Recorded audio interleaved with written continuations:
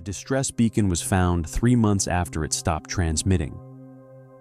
When the Chilean search and rescue team finally reached the coordinates in the Patagonian ice fields, they discovered something that would baffle investigators for years to come.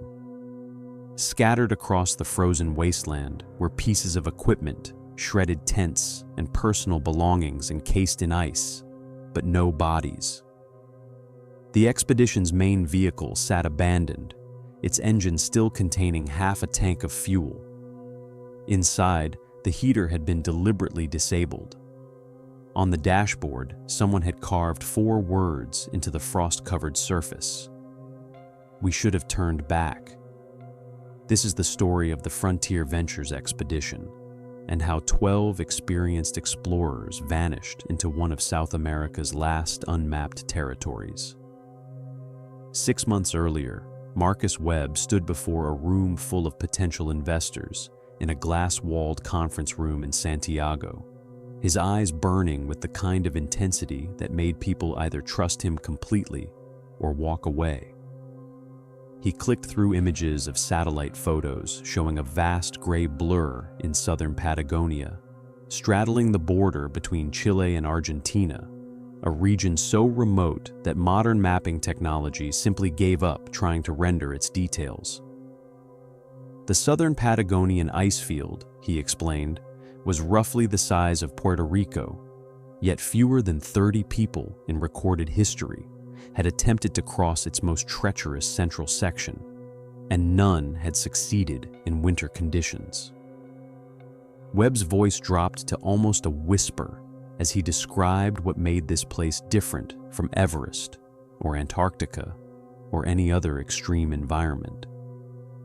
It wasn't just the cold or the isolation, he said. It was the unpredictability, the way weather systems collided here with a violence found nowhere else on Earth, creating storms that could materialize in minutes and winds that had been recorded at over 200 kilometers per hour. The indigenous Tehuelche people had stories about this region being cursed, a place where the spirits of the wind punish those who showed disrespect. By the time he finished his presentation, he had secured $4 million in funding. The team Webb assembled wasn't just experienced, they were obsessive.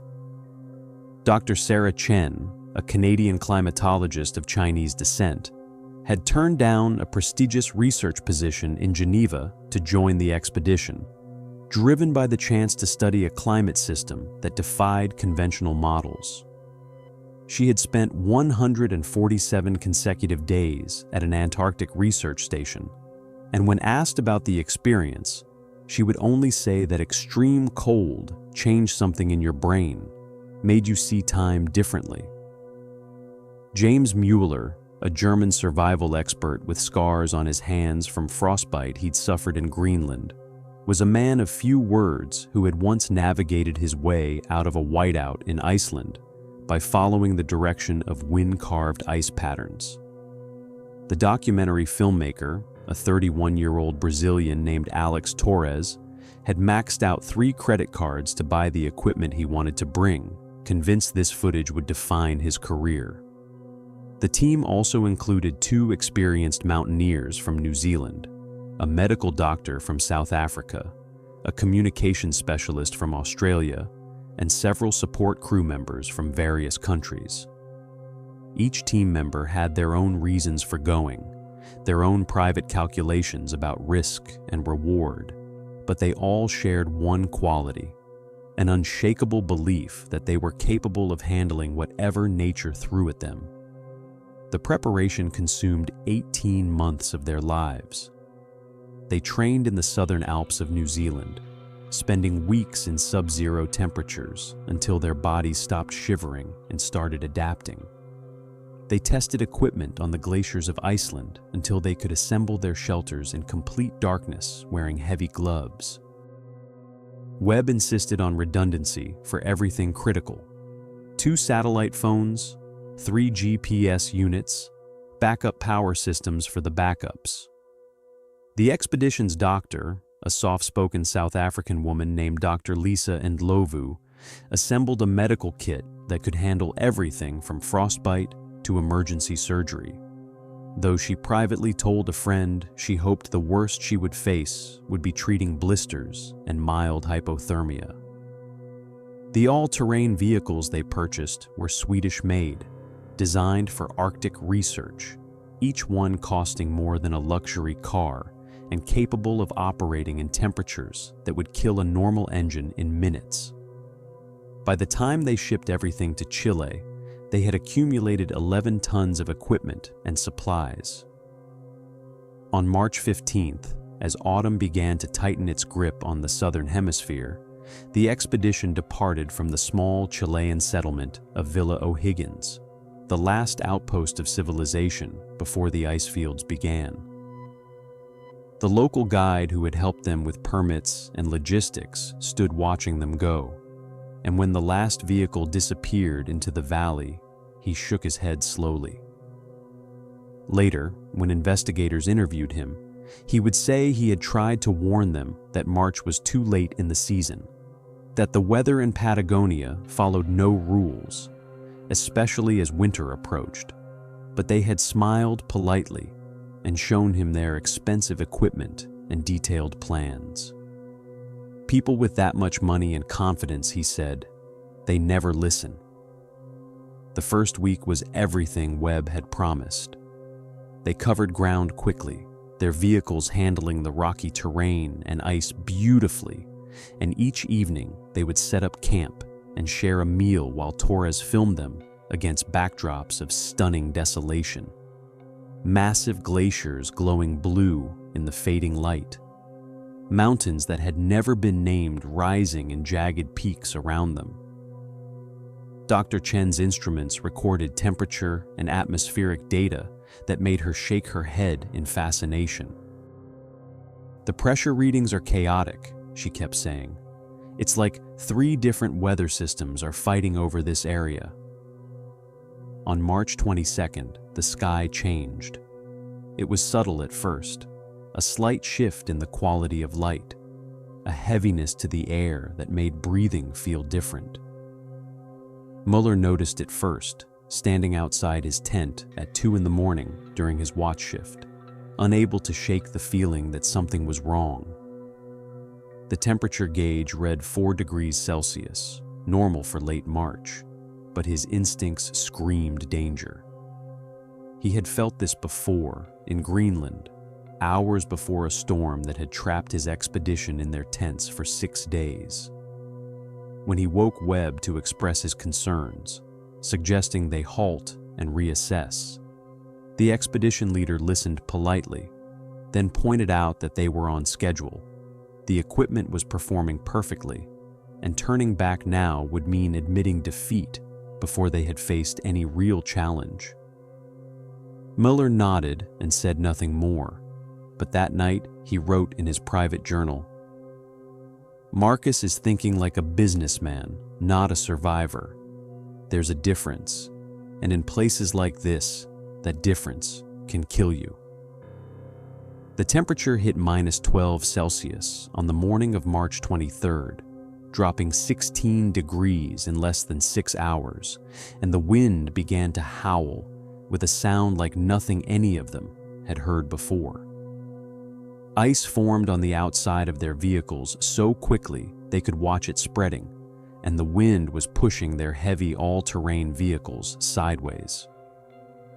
Dr. Chen checked her instruments 4 times, convinced they were malfunctioning, because the barometric pressure was dropping faster than she had ever seen outside of a hurricane. The team gathered for an emergency meeting inside the largest vehicle, having to shout to be heard over the screaming wind. Some argued for immediate retreat. Others pointed out that they had provisions for 4 months and cold weather gear rated to -40, and that the storm would pass. Webb listened to everyone, his face unreadable, and then he made his decision. They had invested too much, come too far, and sacrificed too much to turn back at the first obstacle. The storm was severe, Yes, but it would pass. Storms always did. They were professionals, not tourists. They would wait it out and continue northeast as planned. The vote wasn't unanimous, but it didn't need to be. Webb was the leader, and the expedition hunkered down to wait out weather that was about to become something none of them had ever experienced.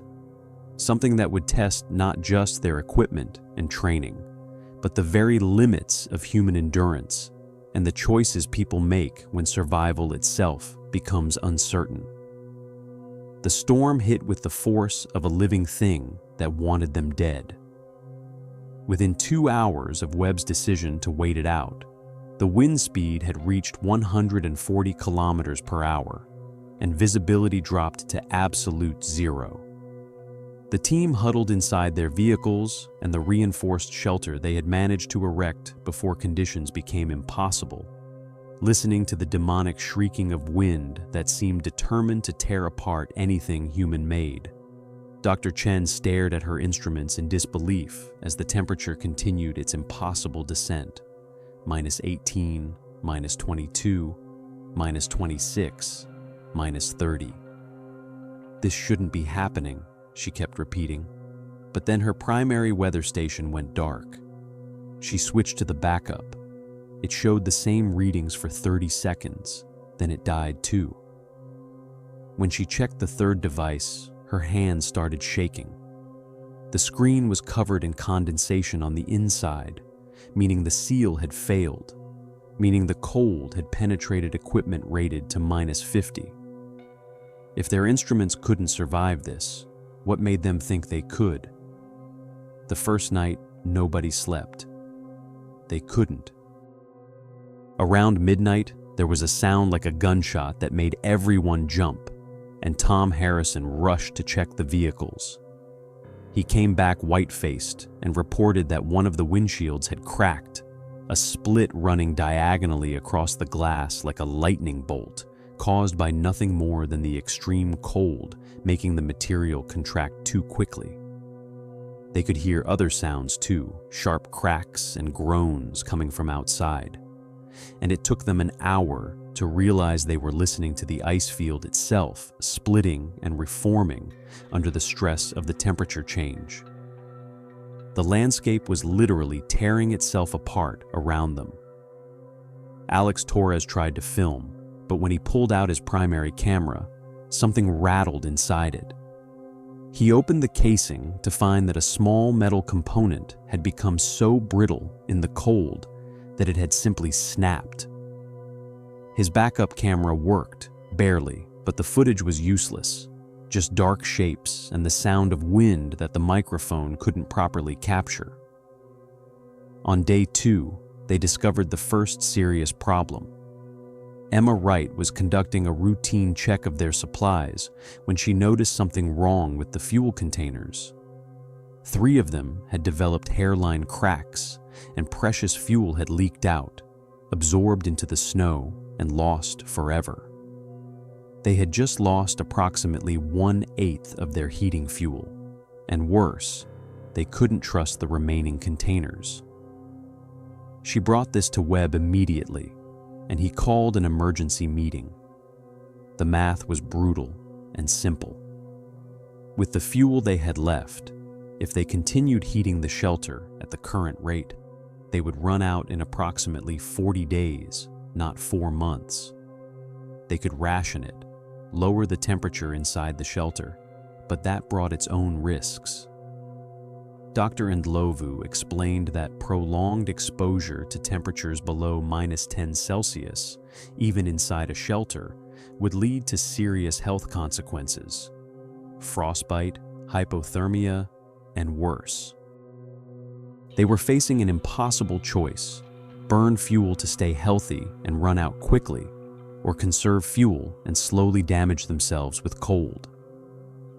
Mueller proposed a different approach. They should dig out one vehicle immediately, not wait for the storm to pass, and start the engine. The running engine would provide heat without burning their portable fuel reserves. Others pointed out that this was insane, that working outside in these conditions was suicide, Mueller's response was cold and logical. Suicide was staying here and slowly freezing while their fuel ran out. At least digging gave them something to do, kept them active, and might save their lives. The argument went back and forth until Jack Harrison made a suggestion that silenced everyone.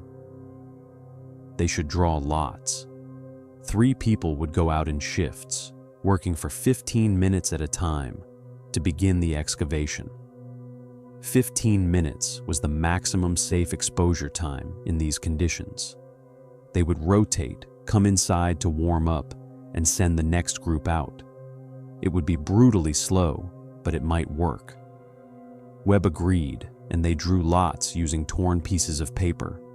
Mueller got one, Tom Harrison got another, and the third went to one of the support crew members, a quiet Norwegian man named Erik Johansen, who had barely spoken since the storm began.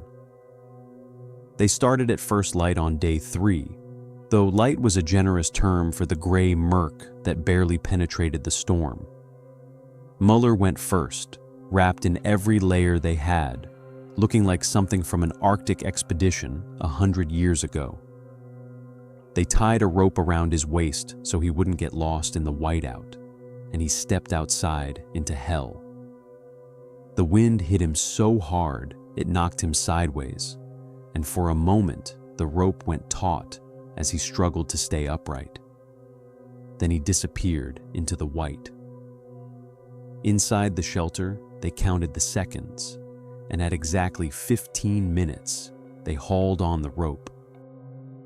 Mueller came back looking like a snow sculpture, ice coating every surface of his clothing, his face mask frozen solid. They had to cut it off him. Underneath, his skin was bone white, and he couldn't speak for 5 minutes, couldn't stop his teeth from chattering. When he finally could talk, he reported that he had barely made it to the nearest vehicle, had managed to clear perhaps 2 shovelfuls of snow, and that they were going to need a lot more than 15-minute shifts to make any real progress. Tom Harrison went next, and he lasted 12 minutes before the cold forced him back. Erik Johansen made it 14. They rotated through the day, making agonizingly slow progress, and by nightfall they had cleared perhaps 1 square meter of snow from around one vehicle. At this rate, it would take weeks to dig out even one. That night, huddled in the shelter that felt colder than it had the night before, despite burning the same amount of fuel, Dr. Ndlovu examined the 3 men who had been outside. All of them showed signs of first-degree frostbite on their faces and hands. She treated them with the supplies she had, but everyone understood the implication. They couldn't sustain this. Every trip outside was causing cumulative damage, and they were barely making progress. Something had to change, but nobody knew what. On day 4, something did change, but not in a way anyone expected. Emma Wright was outside on her digging shift when she noticed something odd. The snow near one of the buried vehicles had a strange discoloration, a yellowish tinge that shouldn't be there. She called Mueller out to look at it, and when they investigated, they discovered that one of the vehicle's batteries had cracked from the cold and was leaking acid into the snow. This was more than an inconvenience. This was a catastrophe. The vehicles were their lifeline, and if the batteries were failing, they might dig out the machines only to discover they wouldn't start.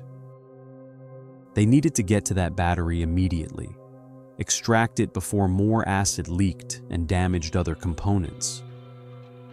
Mueller made a decision that he knew was dangerous but necessary. He would stay outside for longer than 15 minutes, would push through the cold to access the battery compartment. Jack Harrison volunteered to help, and together they worked in the screaming wind while the rest of the team monitored them anxiously from inside. 20 minutes passed, 25. At 30 minutes, they radioed in that they had reached the battery and were disconnecting it.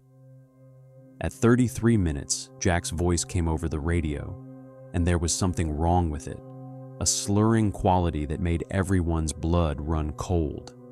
Hypothermia. They hauled both men back inside immediately. Jack's core temperature had dropped to 34 degrees Celsius, and he was showing signs of moderate hypothermia, confusion, loss of coordination, violent shivering. Dr. Ndlovu worked on him for 2 hours, using their precious fuel to heat water bottles and warm him slowly, too fast, and they could trigger cardiac arrest. He survived, but it was close, closer than anyone wanted to admit. And they had retrieved 1 damaged battery. They had 2 vehicles with 4 batteries between them, and if they were all failing, their entire plan was collapsing. That night, Webb finally broke his silence. He had been watching everything, calculating, and he called a meeting that felt more like a confession. He had made a mistake, he said, and his voice carried none of its usual confidence. They should have turned back when Mueller suggested it. They should have retreated when the temperature first dropped. His pride and his ambition had put all of them in this position, and he was sorry. For a long moment, nobody said anything. Then Mueller spoke up, and what he said surprised everyone. Apologies didn't matter now. Blame didn't matter. The only thing that mattered was survival, and they needed to make hard choices. He proposed something radical. A small team should leave on foot, abandon the vehicles entirely, and try to reach the Chilean research station. It would be a desperate march, carrying only the minimum supplies, but it might be their only chance. Others could stay with the vehicles and the bulk of the supplies, and if the team on foot made it through, they could send help back. The suggestion hung in the air like a bomb. Torres was the first to speak against it, saying it was suicide, that nobody could march through this storm carrying supplies. Emma Wright disagreed, pointing out that the storm was weakening, slowly but measurably, and that in another day or two, it might be survivable outside for longer periods. Dr. Chen pulled out what remained of her working instruments and did calculations, checking the barometric pressure and temperature trends. Her conclusion was uncertain, but not hopeless. The storm was indeed weakening, and if the trend continued, within 48 hours, they might have a window, not good weather, but survivable weather. The question was whether they could afford to wait 48 hours or whether they should move immediately while they still had the strength. The debate went on for hours, and it revealed fractures in the team that had been hidden before. Some trusted Webb despite his admission of failure. Others had lost all confidence in his leadership. Some wanted to gamble on Mueller's desperate march. Others refused to abandon the vehicles and supplies.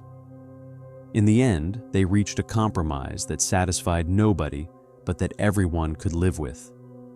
They would wait one more day for the storm to weaken further. If it did, they would send out a small reconnaissance team, not to reach the research station, but to scout the immediate area, assess the ice conditions, and determine if a route forward was even possible. If the storm didn't weaken, or if it got worse, they would have to make harder choices. It was a plan built on hope and prayer, but it was all they had. Day 5 brought the first piece of genuine good news they had received. The storm weakened significantly, the wind dropping to 60 kilometers per hour, still dangerous, but no longer instantly lethal. Visibility improved to perhaps 50 meters, and the temperature, while still brutal at -28, had stopped its terrifying descent. More importantly, the sun appeared, just for a few minutes, breaking through the clouds and illuminating the transformed landscape around them. It was beautiful and terrible. Ice formations glittering like diamonds, crevasses gaping like wounds in the white surface.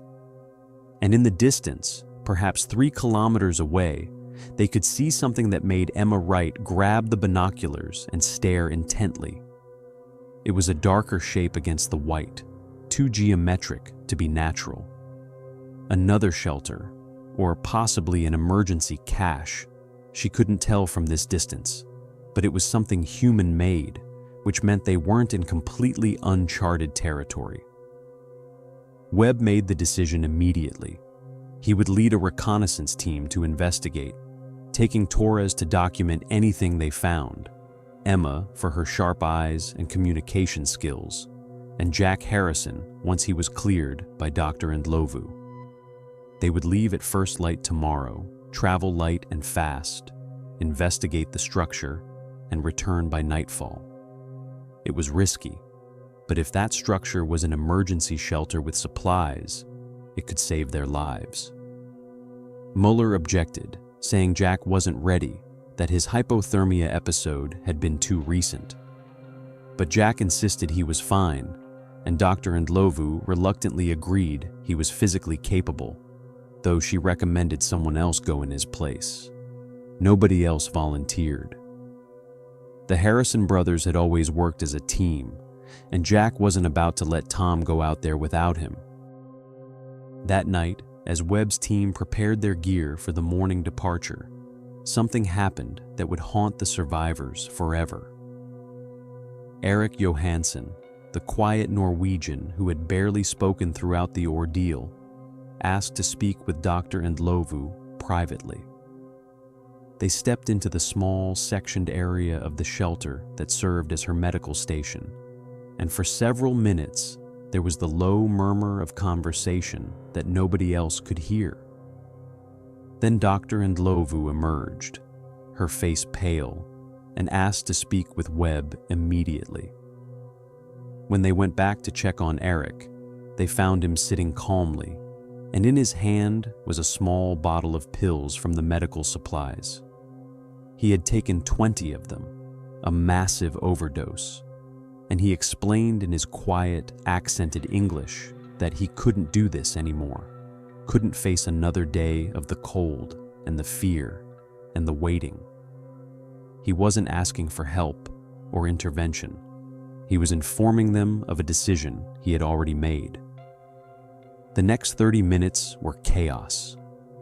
Dr. Ndlovu tried everything, induced vomiting, administered activated charcoal, but Eric fought her, surprisingly strong for someone who had just poisoned himself.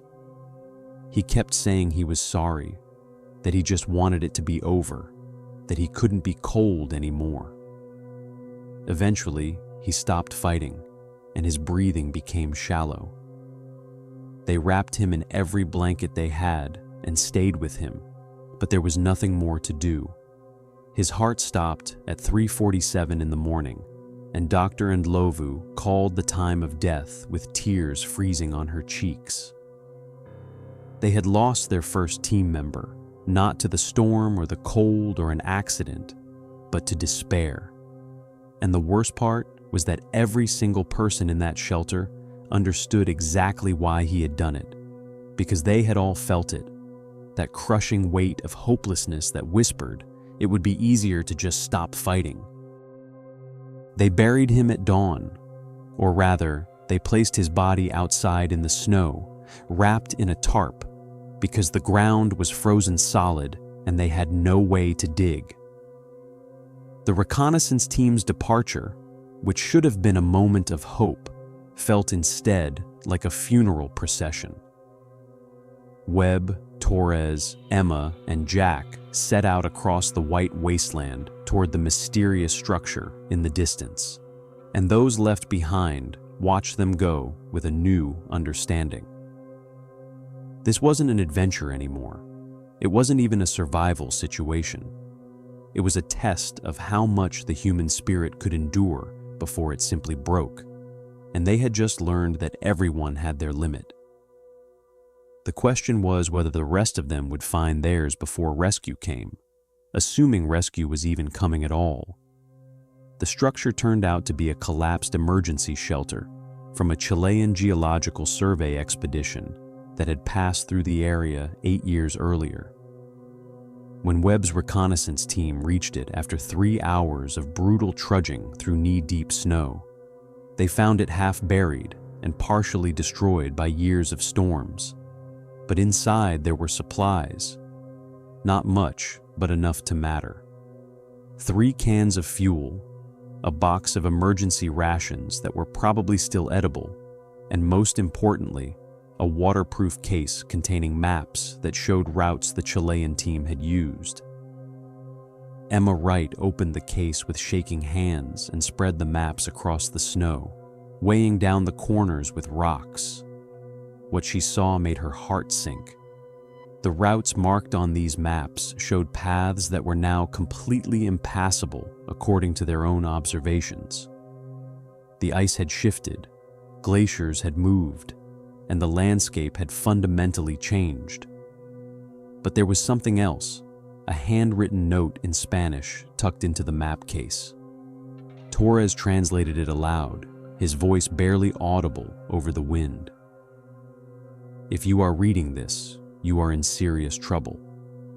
The weather in this region is unpredictable and deadly. Our team barely survived 3 weeks here. Do not trust the ice. Do not trust the weather forecasts. Do not split your group. If you have come from the east, your only realistic chance of survival is to head northwest to the coast. It is 120 kilometers, possibly more, depending on your exact position. The interior routes are a death trap. God be with you." The note was dated March 19th, 8 years ago, and it was signed by someone named Dr. Felipe Vasquez. Webb read it 3 times, and then Emma noticed something else in the case, a small journal, its pages brittle with age and cold. She opened it carefully, and what she read made her stop breathing. The final entry, dated April 2nd, described how the Chilean team had started with 9 members and reached the coast with only 4.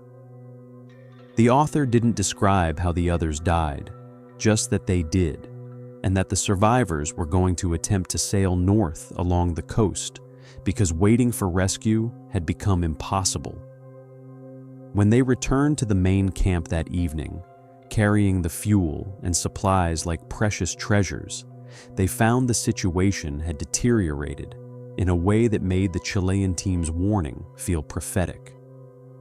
Tom Harrison was sitting outside the shelter, which was strange because nobody went outside unless absolutely necessary. When they got closer, they saw why. His brother Jack was lying on the ground, and Tom was performing chest compressions with mechanical precision, counting under his breath, his face blank with shock.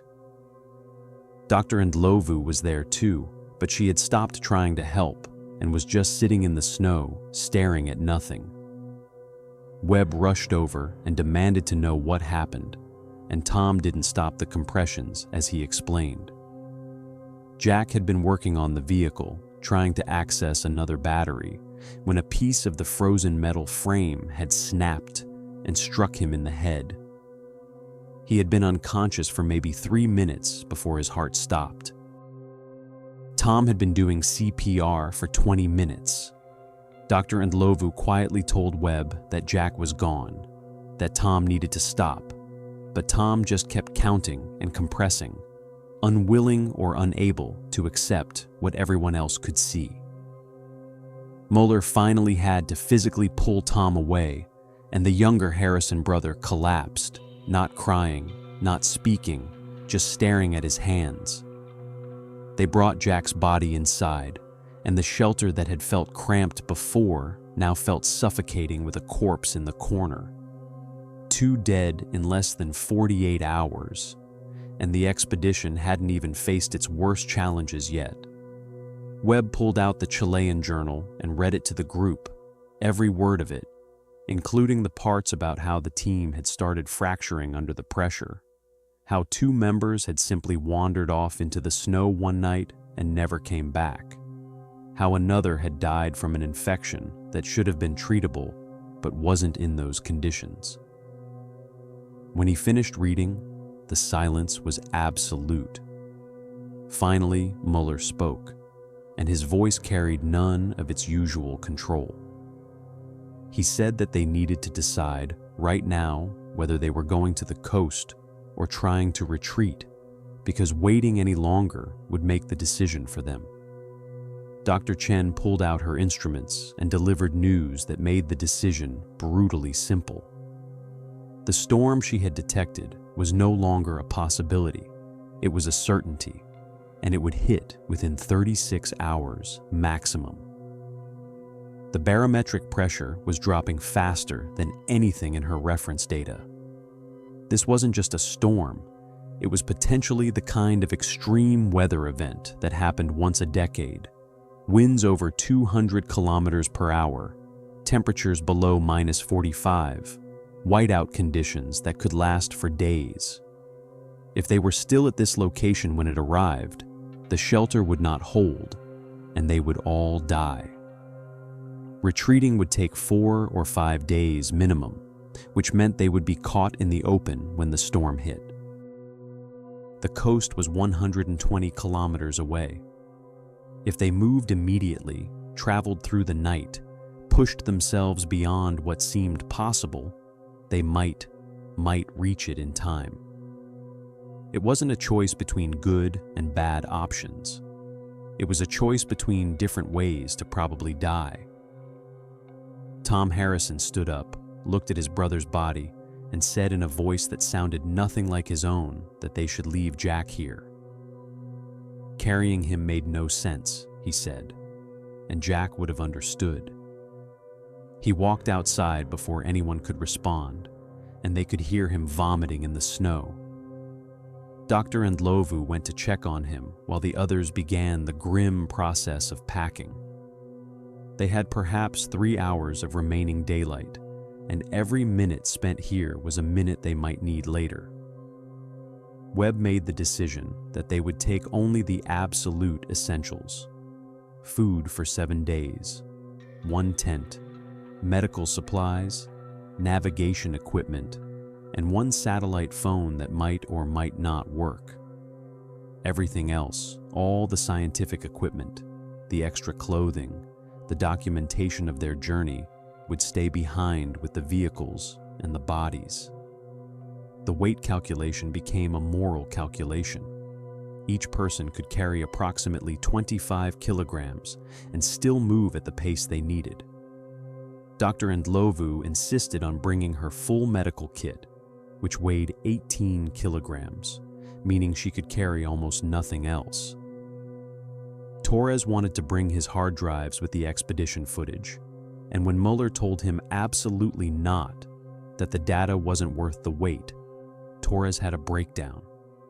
He screamed that the footage was the only thing that gave meaning to any of this, that without it, Jack and Eric had died for nothing, that their suffering had to be documented, or it was just pointless death. Mueller let him finish, then asked him a simple question. Would he rather carry those hard drives or the extra food that might keep someone alive? Torres didn't answer, just threw the drives on the ground and walked away. They left at 2 in the afternoon, 10 people now, trudging across the ice in a line, roped together for safety. Tom Harrison insisted on going first, setting the pace, and the pace he set was punishing. He moved like he was trying to outrun his grief, and the others struggled to keep up. By the time night fell, they had covered nearly 20 kilometers, which was good progress, but had cost them dearly. Everyone was exhausted beyond anything they had experienced before, and when they stopped to rest, 3 people had frostbite on their feet, despite the expensive boots they wore. Dr. Ndlovu treated them as best she could, but frostbite in these conditions was cumulative.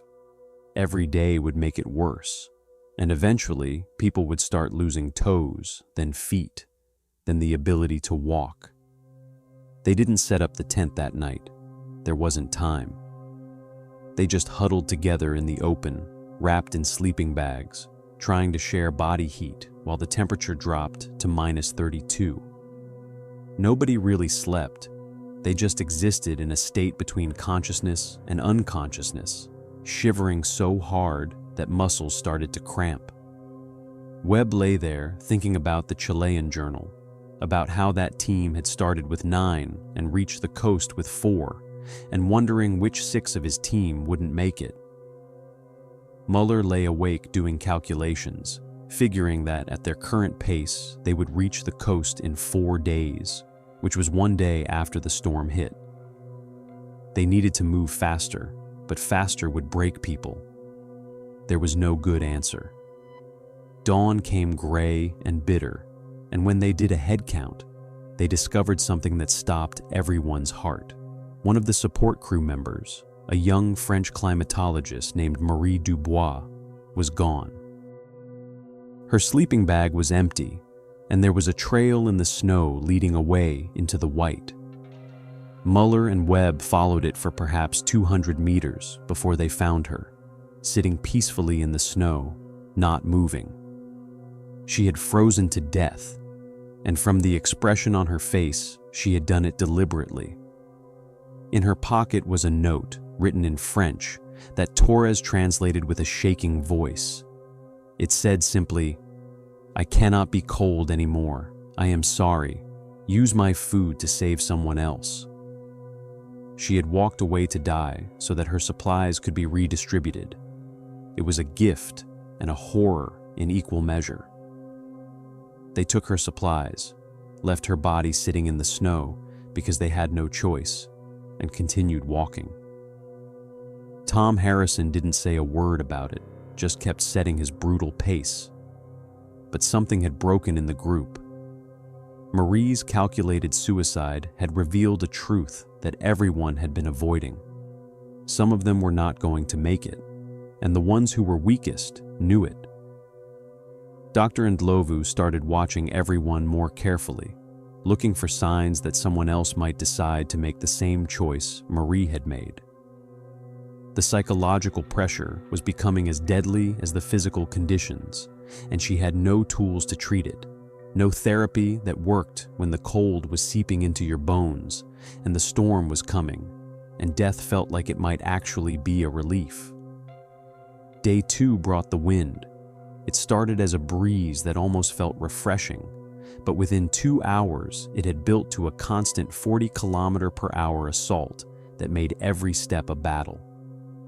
The temperature, which had been -30, suddenly dropped to -38 as the wind stripped away any warmth their bodies tried to generate. Tom Harrison's pace finally broke.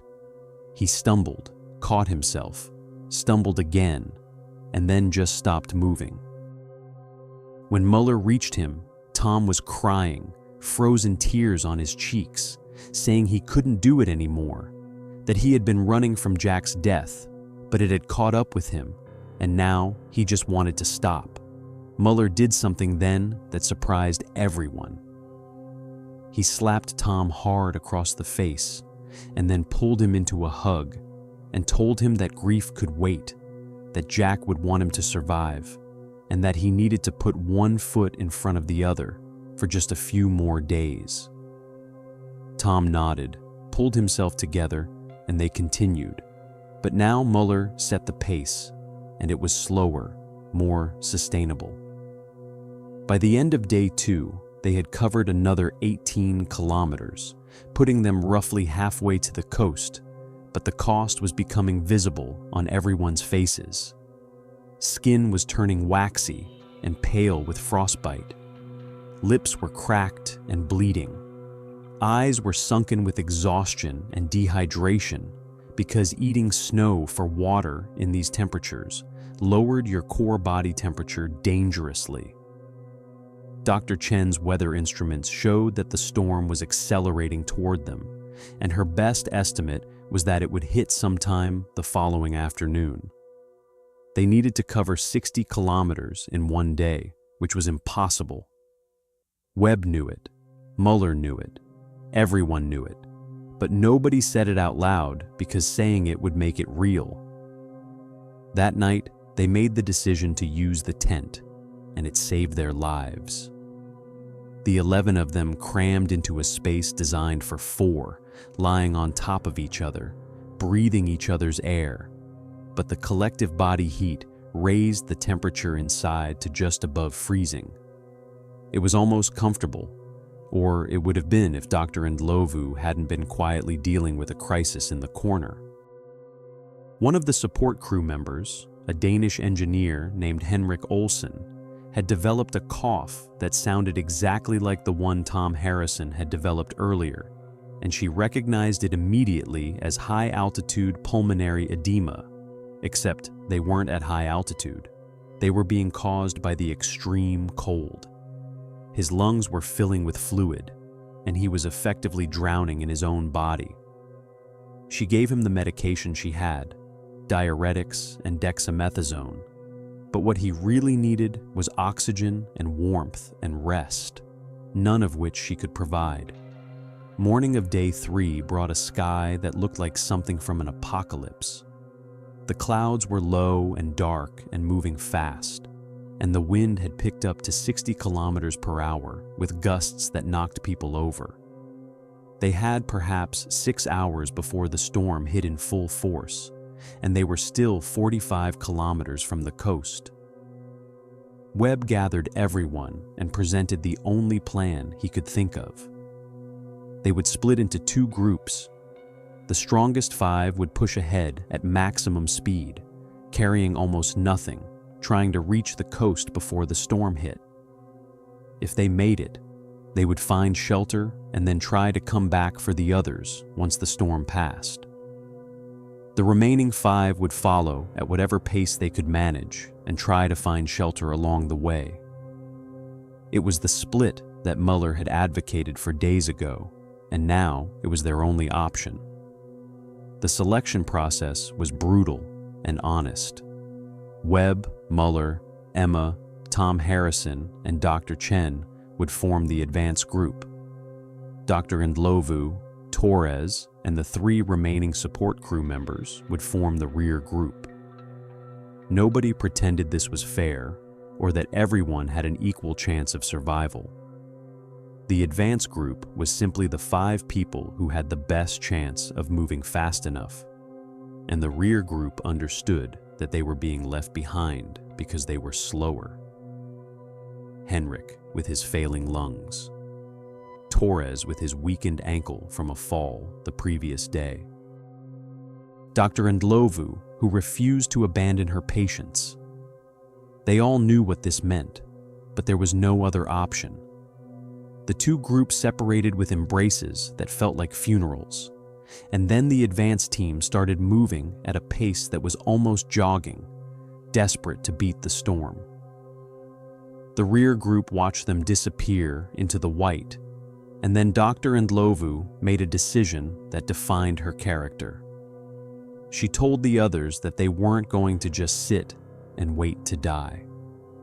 They would move as fast as they could, and if they couldn't make the coast before the storm, they would dig in and survive it, and then they would keep moving after it passed.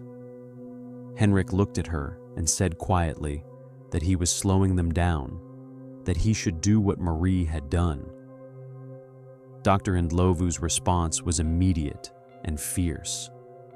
Nobody else was dying if she could prevent it, and if he wanted to give up, he would have to do it while she was unconscious because she wasn't letting anyone else walk away. The advance team moved like they were being chased by death, because they were. The storm was a visible thing now, a dark wall on the horizon that was rushing toward them with terrible speed. They covered ground faster than should have been possible, fueled by adrenaline and terror, but it wasn't enough. The storm caught them when they were still 15 kilometers from the coast, and it hit like a physical force that knocked Tom Harrison to the ground and nearly tore Emma from the safety rope. The visibility dropped to 0 in seconds, and the temperature plummeted so fast that exposed skin froze almost immediately. Webb made the only decision he could. They would rope themselves together tightly, only 2 meters between each person, and they would keep moving in what they hoped was the right direction, using the compass and praying that it was accurate. What followed was a nightmare that none of them could later describe coherently.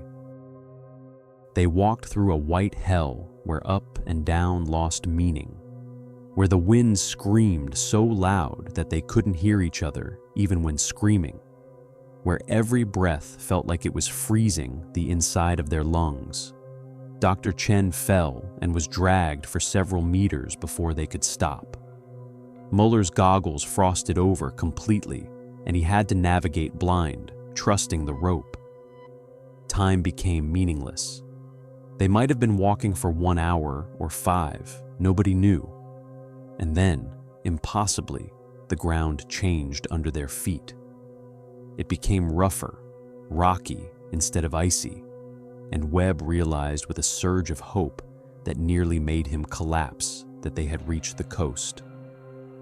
They stumbled along the coastline, unable to see anything, but knowing that where there was coast, there might be shelter. And finally, Emma spotted something. A dark shape that might be a rock formation, or might be something else. They staggered toward it, and as they got closer, they realized it was a small inlet, partially protected from the wind, and wedged into the inlet was something that made Emma's heart stop. It was a boat, or what was left of one, a fishing vessel, maybe 15 meters long, wrecked and frozen and half sunk, but with a cabin that was still partially intact. They practically fell into it, crawling through a gap in the hull, and found themselves in a space that was protected from the wind, if not from the cold. The 5 of them collapsed in the ruined cabin, gasping and shaking, and for several minutes nobody could speak. Then Muller did a head count and check of injuries. Everyone was alive. Everyone had severe frostbite on various extremities. Dr. Chen's left hand was frozen solid and wouldn't respond to commands. Tom was bleeding from somewhere on his head where ice had struck him. But they were alive, and they had shelter, and slowly, painfully, they began to process what they had just survived. Webb pulled out the satellite phone with fingers that could barely grip, and miraculously, it still worked. He managed to send a brief emergency signal with their approximate coordinates before the battery died. Whether anyone received it, whether anyone would come, whether the rear group had survived, all of that was unknown. All they knew was that they had reached the coast. Emma, once she could move again, began examining the boat they were sheltering in, and what she found made her reconsider everything. The vessel was in terrible shape, but it wasn't destroyed. The hull had breaches, but they were above the waterline. The cabin was partially collapsed, but could potentially be reinforced. Most importantly, she found in a sealed compartment a small diesel engine that looked like it might possibly still work if they could get fuel and make repairs. It was insane, the idea forming in her mind. But as she looked at this wreck, she started to see not a ruin, but a desperate possibility. If they could repair this boat, if they could make it seaworthy enough for a short voyage, they could sail north along the coast. It would be incredibly dangerous, possibly suicidal, but the alternative was waiting here and hoping that the distress signal had been received and that rescue would come before they froze or starved. She presented the idea to the others, and the response was mixed. Muller immediately called it crazy, pointing out that they were injured, exhausted, had limited supplies, and none of them except Emma had serious sailing experience. Tom Harrison surprised everyone by supporting it, saying that sitting and waiting felt like giving up, and he was done giving up. Dr. Chen was non-committal, too focused on the fact that her hand still wasn't responding and might need to be amputated if they didn't get her to proper medical care soon. Webb listened to all of it and then asked Emma the only question that mattered. Did she honestly think they could make this boat move? And did she honestly think they could survive the ocean in winter? Emma's answer was carefully honest. She thought there was maybe a 30% chance they could get the boat working, and maybe a 40% chance they would survive the voyage if they did. Those odds were terrible, but they were better than waiting here with no supplies and hoping for rescue that might never come. The decision was delayed by the storm, which raged for 2 more days, trapping them in the boat cabin. During those 2 days, several things happened that changed everything. Dr. Chen's hand, despite Dr. Ndlovu not being there to treat it, began to show signs of recovery, sensation slowly returning, which was a miracle.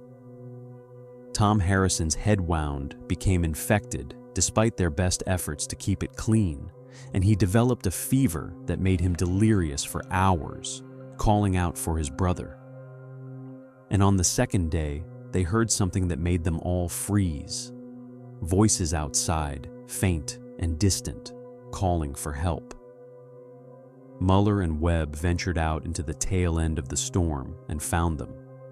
Dr. Ndlovu, Torres, and one of the support crew members, a Brazilian geologist named Paulo Santos. They were barely alive, frost-covered and hypothermic, and they brought terrible news. The other 2 members of the rear group, Henrik and the remaining crew member, had died during the storm. Henrik's lungs had finally failed, and the other man had simply stopped moving and couldn't be revived. The 3 survivors had kept walking through hell itself, and somehow, impossibly, they had found the coast and had been searching along it for any sign of the advance group.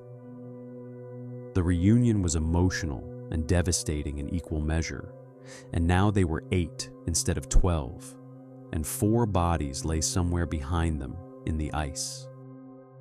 That night, crammed into the boat cabin with 8 people instead of 5, Emma presented her plan in detail.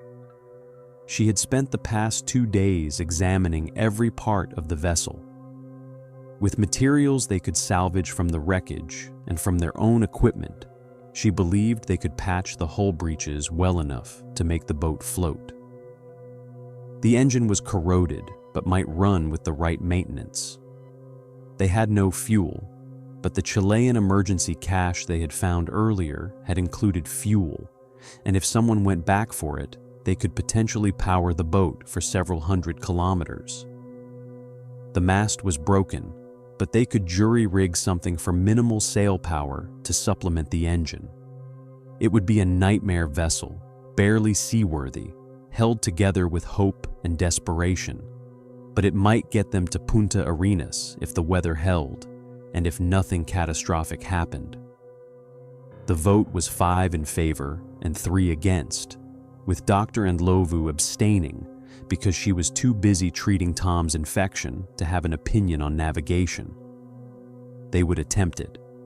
They would try to repair this wreck and sail it north along one of the most dangerous coastlines in the world in winter, with almost no supplies and with half the crew suffering from frostbite, infection, and exhaustion.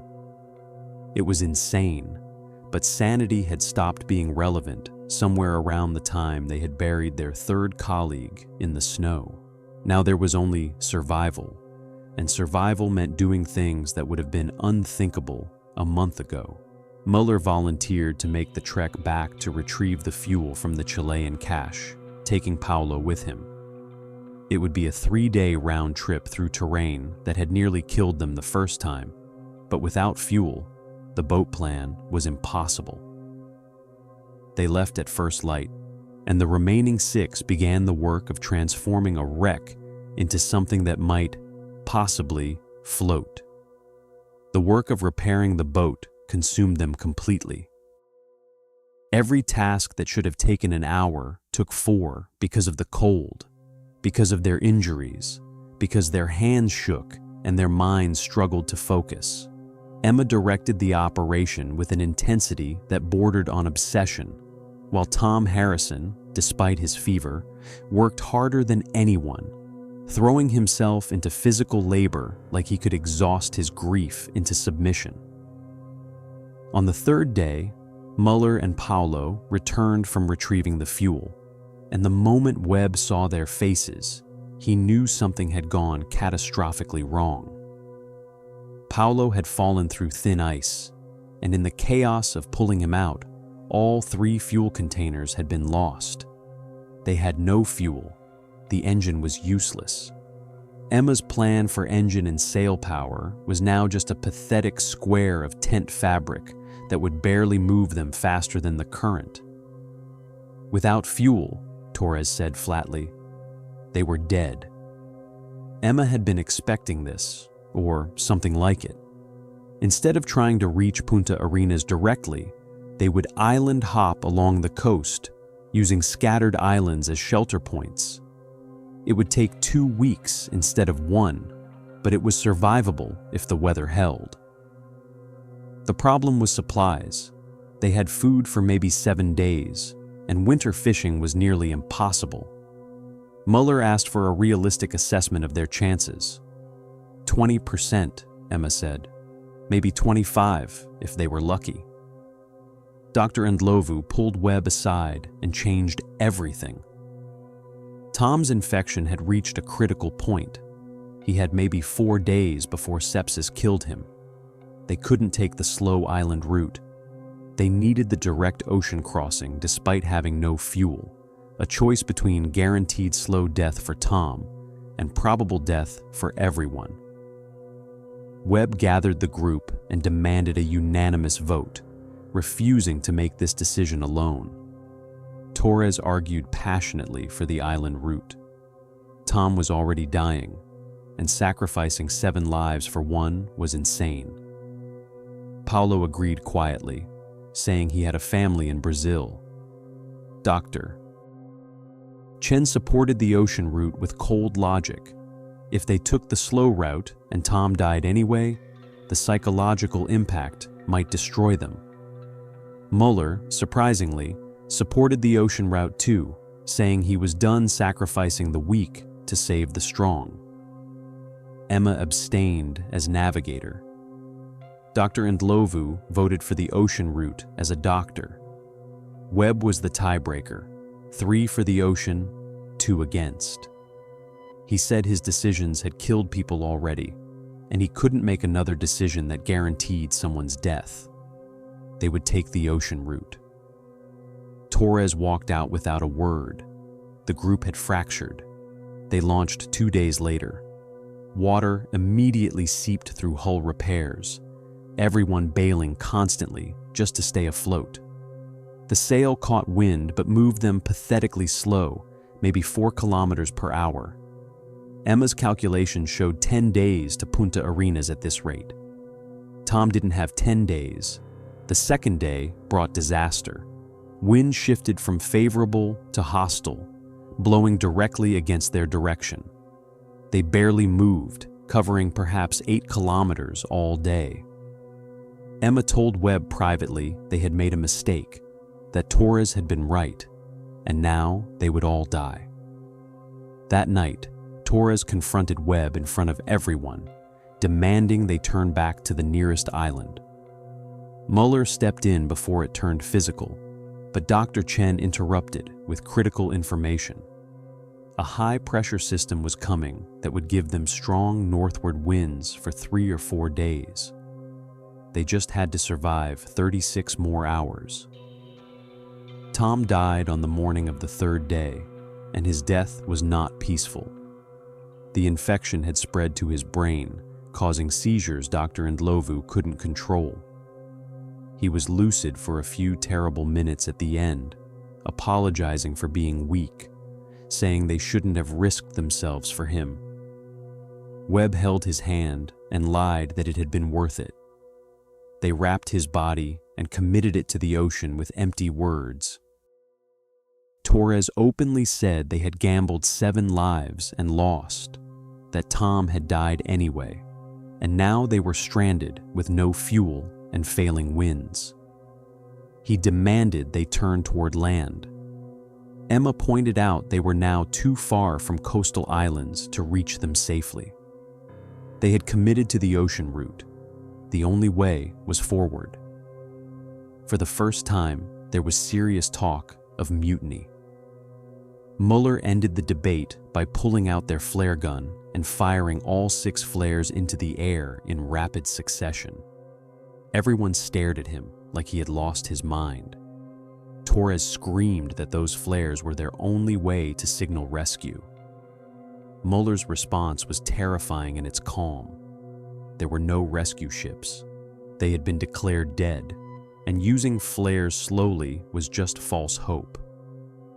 If there was any chance of rescue, it was now, with all flares creating a signal bright enough to be seen for kilometers. If there was no rescue, the flares wouldn't have saved them anyway. The 4th day brought the predicted wind, stronger than expected. The sail filled and strained, and the boat moved at 12, maybe 15 kilometers per hour. If the wind held, they could cover 150 kilometers. Hope flickered, fragile and conditional. On the 5th day, the boat began to come apart. A hull patch failed catastrophically, water pouring in faster than they could bail. Emma made an instant choice: keep the sail up and hope they could bail fast enough, gambling that speed mattered more than safety. For 6 desperate hours, everyone bailed while the boat raced forward and slowly filled with water. They were sinking, just very slowly, racing to reach land before going under. Dr. Ndlovu collapsed while bailing and couldn't be roused. Severe dehydration and hypothermia, her core temperature dangerously low. Muller told Webb quietly they had maybe 2 days before people started dying from exposure and starvation. On the 6th day, the makeshift mast cracked with a sound like a gunshot. It held, barely, but was obviously weakened. Emma rigged a temporary support, but everyone knew the boat was disintegrating around them. That night, Emma calculated they were 80 kilometers from Punta Arenas. If everything held for 24 more hours, they would reach the shipping lanes. But if any one thing failed, they would die within sight of rescue, the cruelest math possible. The 7th day began with Dr. Ndlovu dying in the early morning, her body finally giving out. They had no time for ceremony, just wrapped her body and laid it in the bow. An hour later, the mast broke completely. The sail fell into the water, and the boat wallowed, dead in the water. Without propulsion, they would drift east, away from land, until they sank or starved or froze. Torres laughed without humor and said they should stop bailing and let the boat sink quickly. Muller refused. They were within 50 kilometers of Punta Arenas, in shipping lanes. If they could stay afloat another day or 2, there was a chance they'd be spotted. They could paddle with debris. Emma, Dr. Chen, and Paulo agreed. Torres said he was done and sat down in the rising water, closing his eyes. For 18 hours, 5 people paddled with broken wood, with their hands, with anything that would move the boat forward. They made perhaps 3 kilometers. The water was ankle deep now, everyone standing in it, too tired to bail, just paddling mechanically. Dr. Chen calculated they would sink completely in 6 hours. As the sun began to set on what would probably be their last day alive, Emma saw a ship on the horizon. Too far away, Torres said. It would never see them. They had no flares, nothing to signal with. Muller pulled out the satellite phone's reflective screen and held it up, trying to catch sunlight and bounce it toward the distant ship. Paolo joined him with a piece of metal, then Dr. Chen with her watch face, Emma with aluminum foil from the medical kit. 5 people flashing desperate signals toward a ship that probably couldn't see them. For 10 minutes, nothing happened. The ship began to move past them, and hope died. Then, impossibly, the ship turned. Just slightly, but enough to show someone had seen something. Muller kept flashing, and the ship kept turning, gradually moving toward them. The Chilean cargo vessel, Magellan Star, reached them 30 minutes later. The boat was so full of water, it was barely floating. The crew stared in disbelief at 6 half-frozen people standing in a sinking boat, at 2 bodies wrapped in tarps, at evidence of a journey that should have been impossible. Captain Rodrigo Fernandez later told reporters that in 30 years at sea, he had never seen anything like it. They were so weak they could barely climb the ladder to the ship. Torres had to be carried. Dr. Chen collapsed halfway up. Captain Fernandez radioed ahead to Punta Arenas, reporting 6 survivors from the Frontier Ventures expedition. The response was shock. The expedition had been declared dead 5 weeks ago. Memorial services had been held. The journey to Punta Arenas took 14 hours. The ship's medic worked frantically to stabilize everyone. Emma had severe frostbite on fingers and feet. Paolo's feet were so damaged that amputation was likely. Torres was in the worst condition, his body having shut down. All of them showed severe psychological trauma. When the Magellan Star pulled into harbor, there was chaos. Ambulances, reporters, officials, families notified of the impossible miracle. The 6 survivors were rushed to the hospital.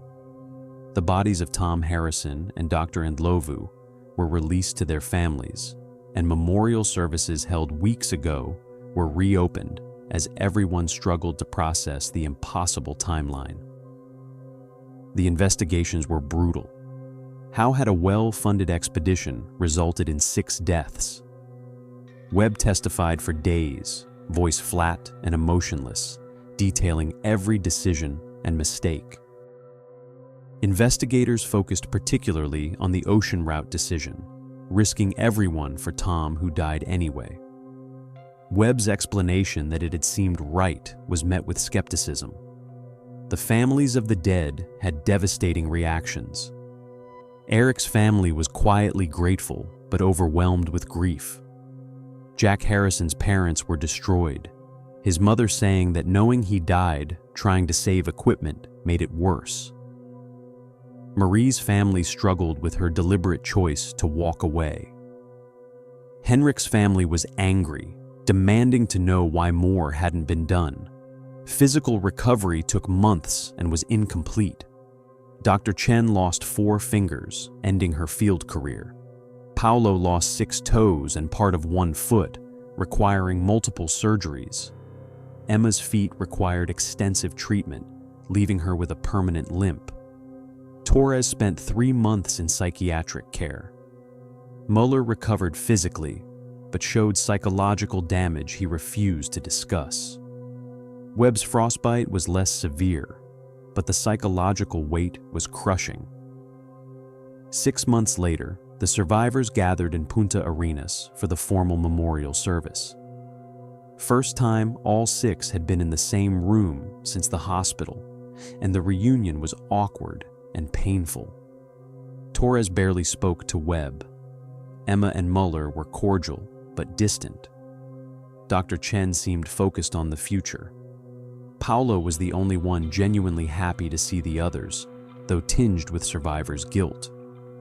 A monument was unveiled bearing 6 names: Eric Johansson, Jack Harrison, Marie Dubois, Henrik Olsen, Tom Harrison, and Dr. Lisa Ndlovu.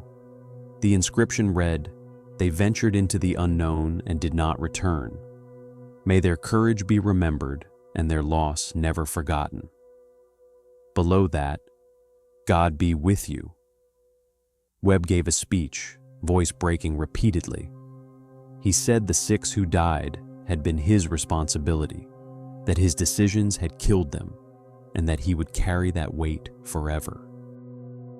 He said survivors were alive because of luck and sacrifices of those who died, and that anyone calling them heroes was wrong. Heroes didn't lose half their team. He apologized to the families, knowing it was inadequate. Mueller spoke next, words simpler but powerful. He said everyone had known the risks, everyone had made choices, and while Webb bore responsibility as leader, they all bore responsibility as participants. He said Marie's choice to walk away, Eric's choice to end his suffering, Tom's insistence on pushing forward, Dr. Ndlovu's refusal to abandon patients, these were not failures, but expressions of human will in impossible circumstances. The survivors scattered. Emma moved to Australia, became a maritime safety consultant, never sailed again. Dr. Chen returned to Canada, transitioned to teaching, advocated for climate research that didn't risk lives. Paulo went to Brazil, worked in tropical environments, as far from ice as possible. Torres published The Cost of Ambition, a bestseller sparking debate about extreme exploration ethics. Mueller disappeared, later found running a wilderness survival school in Norway, teaching respect for nature and good decision-making. Webb struggled most, battling severe depression and PTSD, never led another expedition, eventually working in safety protocol development. 10 years later, 5 survivors gathered again. Torres had died 2 years earlier, suicide after battling depression, PTSD listed as contributing factor. The remaining 5 met privately in a Chilean mountain cabin. They didn't talk much about the ice or boat or deaths, those memories too heavy. Instead, they talked about what they had learned. Emma, courage and stupidity were sometimes indistinguishable. Dr. Chen, nature didn't care about human ambition. Humility was wisdom, not weakness. Paulo, the body could endure more than the mind could process. Mueller, leadership meant accepting responsibility for things beyond your control. Webb, some mistakes could never be fixed, some debts never repaid, and living with guilt was its own form of survival. The expedition became a cautionary tale, a case study in how ambition and poor decisions turn adventure into tragedy. It appeared in textbooks as an example of what not to do, in psychological research on trauma, in safety protocols as a reminder that preparation means nothing if judgment fails. But for those who survived, it remained something simpler and more terrible. A reminder that the cost of exploration is sometimes paid in lives, that leadership means accepting responsibility for failures, that survival is not always a gift, and that coming home does not mean escaping what you've been through. They had gone seeking discovery and found instead a brutal education in loss, humility, and the complicated mathematics of survival, where some live and some die, and the reasons why are never entirely clear. The boat wreckage was found months later, still drifting. Naval engineers were baffled it had stayed afloat at all. It was placed in a Punta Arenas maritime museum, not as celebration, but as warning, with a plaque reading, "Desperation and hope, inadequacy and determination, failure and survival." This vessel represents all of these and reminds us that the ocean does not care which one prevails.